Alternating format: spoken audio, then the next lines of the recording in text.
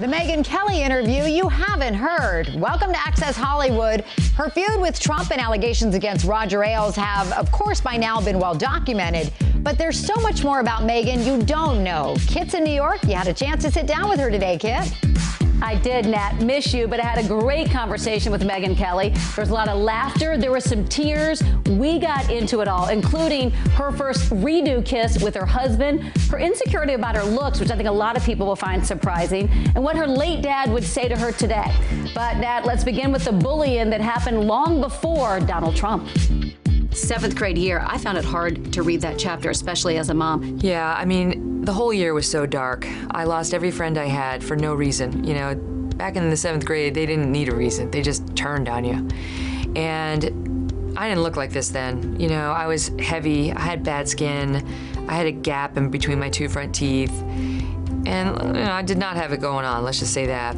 It culminated after really a year of bullying and them calling my house one night. The leader of the group called my home. I picked up the phone and she said, "Megyn, it's me."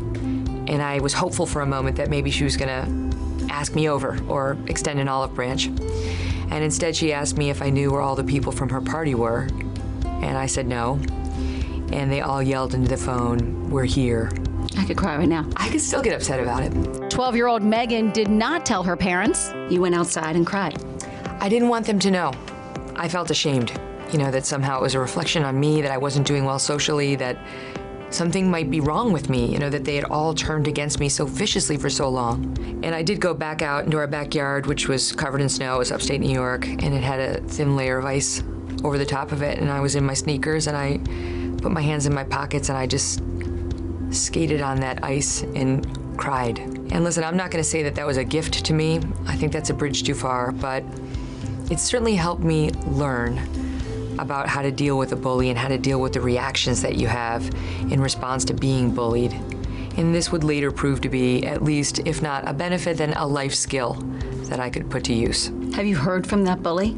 The one that called on the phone? I wonder what she's doing today. Has she by chance reached out to you? So I don't out her in the book, and believe me, I've considered many times saying her name publicly, but she was a kid too. She knows who she is. She knows who she is. She knows. Now, the one who slapped me across the face on the bus, she's a bad actor. Well, your mom got to her. Yeah. Or got to her mom. I actually had her name in the book, and then HarperCollins was like, "I don't know if you should keep that in there." I'm like, "All right, I'll take that one out." Megyn says that she truly considered herself an ugly duckling. But when you look in the mirror today, what do you see?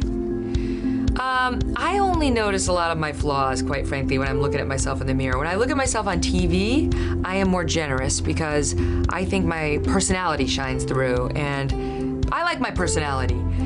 Still shots of myself, I never like. I don't know what it is. I don't know why. It's like, only if you get me from the left side, which is attractive, but over here it's hideous. Don't show it.